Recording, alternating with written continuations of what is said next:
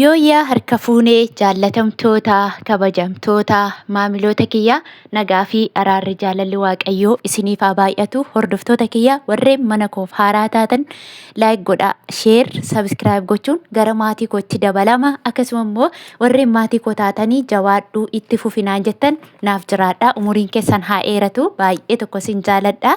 Egaa guyyaa har'aa Oktooberii sadii baatii 2025 jechuudha. Waa'ee sharafaa isiniif qabadhee dhufeetiin jira. Maalirra akka jiru sharafni dabalee moo hir'isee jira asuma qannasee jedhiini kan jedhan koomenti jalatti nama baay'ee argeen jira. Dabalee moo hir'ise jedhi malee dabale moo qannasee hin jedhiini kan jedhan jiru.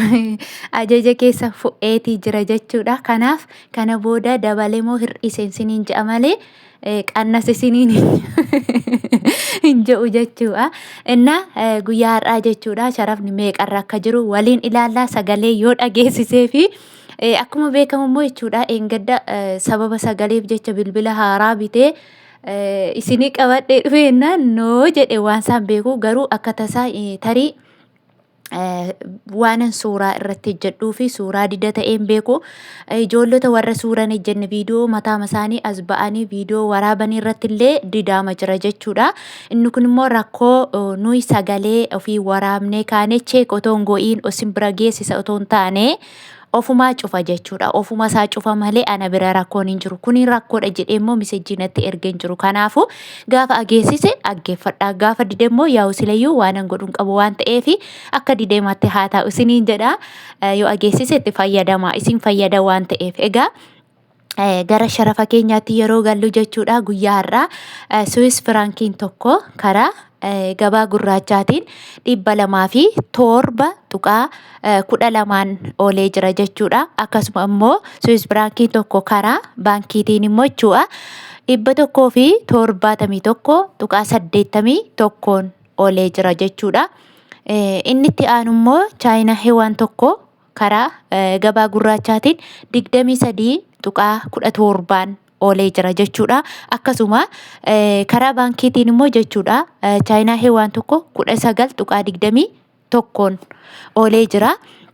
Inni itti aanu paawundi sterlingiin tokko karaa gabaa gurraachaatiin 222.91 oolee jira. Karaa baankiitiin immoo paawundi sterlingiin tokko 183.63 oolee jira jechuudha.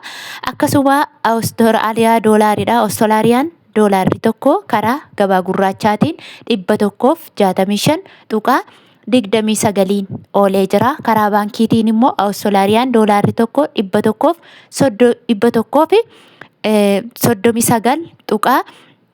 139.64 oolee jira jechuudha. Inni itti aanu yuuroodha. Yuuroon tokko karaa gabaa gurraachaatiin 193.95 oolee jira. Karaa baankiitiin immoo yuuroon tokko 163.40 oolee jira.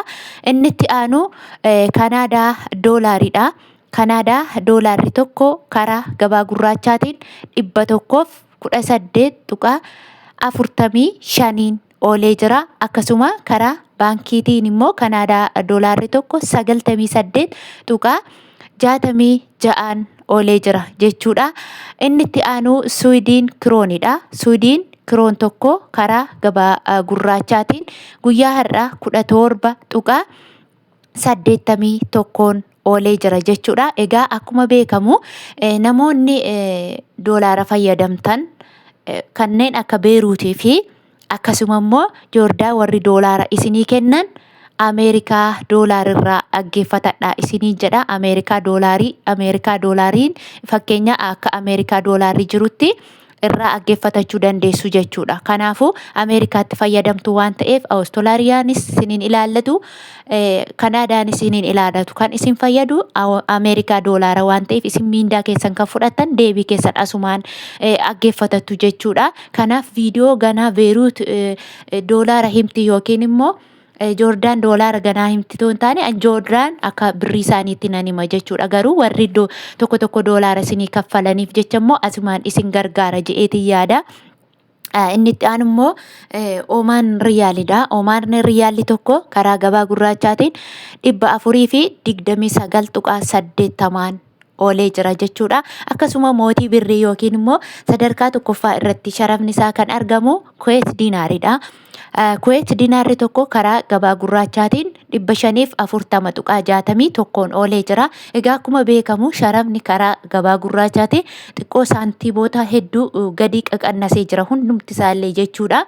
Akkasuma immoo karaa baankiitiin immoo Kuweet Diinaarri tokko 448.82 oolee jira. Inni itti aanu Turkii Riileen tokko karaa gabaa gurraachaatiin 3.96 oolee jira. Akkasuma Yemen Riyaalli tokko karaa gabaa gurraachaatiin 0 yookiin duwwaa tuqaa 64 oolee jira jechuudha. Akkasuma Dubaay Diraamni tokko karaa gabaa gurraachaatiin 44.96tti deebi'eetiin jira jechuudha. Akkuma darbee torbanoota darban keessaa 45 irra ture.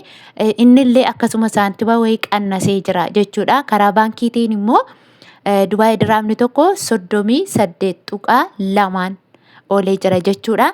Inni itti aanu immoo Joordaan Diinaaridha. Joordaan Diinaarri tokko immoo karaa gabaa gurraachaatiin guyyaa har'aa 232.87 oolee jira. Akkasuma Saudi Arabiyaa Riyaalidha. Saudi Arabiyaa Riyaalli tokko karaa gabaa gurraachaatiin 44.5tti gadi siqeetiin jira jechuudha. Egaa innillee saantibuma xiqqoo qannaseetiin jira. Kanaafuu namoonni maallaqni keessan baay'ee ta'e. Baay'ee yeroo isiniin jedhu hanga 4,000, 5,000 olitti warri qabdan jechuudha. 24f adii'aan jira jechuudha. 24f adii jechuun immoo Riyaalli Saudi Arabiyaa tokkoon isaa birrii Itoophiyaa 41 jechuudha. Yeroo sharafamu. Akkasuma immoo namoonni birrii xiqqishuu qabdan hanga 500, 600 kumarraa kaasee isaa gaditti kan jiru jechuudha. 25 jira jechuudha. 200 yoo ati ergannaan 25 jira jechuudha. 25 jechuun immoo Riyaalli Saudi Arabiyaa tokkoon isaa birrii Itoophiyaatti 40 jechuudha. Akkasuma immoo namoonni taaskii kaffaltan yookiin immoo mashwaara kan jennu kan kaffaltan namni baay'ee ergitus xiqqoo ergitu hundi keetu 50 kaffalta waliin caaluu jechuudha. Sarraafarra ogalchee yookiin immoo manattis dhufanii yoo isin harkaa fuudhan gatiin isaa tokkumadha jechuudha. Akka biyya kanaatti Riyaala 50 nama harkaa fuudhu. Biyyoota warra kakkaanis immoo akka sadarkaa maallaqa isaatti isin harkaa fuudhu isiniin jedha. Akkasuma immoo karaa baankiitiin immoo Saudi Arabiyaa Riyaalli tokko 37.23 jira jechuudha. Akkasuma Kaatar Riyaalli tokko immoo karaa gabaa gurraachaatiin 44.16 oolee jira. Inni itti aanu immoo Bahriin Diinaarri tokko karaa gabaa gurraachaatiin 437.31 oolee jira. Akkasuma Israa'el Shikil tokko karaa gabaa gurraachaatiin 47.22 oolee jira. Inni itti aanu Indiyaan Ruppiidha. Indiyaan Ruppiin tokko karaa gabaa gurraachaatiin 1.78 oolee jira. Akkasuma Ijipshaan Paawundiin tokko karaa gabaa gurraachaatiin 3.45 oolee jira jechuudha. Hordoftootaaf jaallatamtoota kabajamtoota maamiloota kiyya viidiyoon isinii qabadhee dhufe kana fakkaata jechuudha. Warri viidiyoon koo isinitti tole akka laayik gootanii na jajjabeessitan isiniin jedha. Yaada qabdan qeeqa akkasumallee gaaffii yoo qabdan immoo namoonni isinitti tole immoo komentii jalatti barreessuu mirga qabdu isiniin jedha. Turtii biraan walitti deebinutti nagaan tura.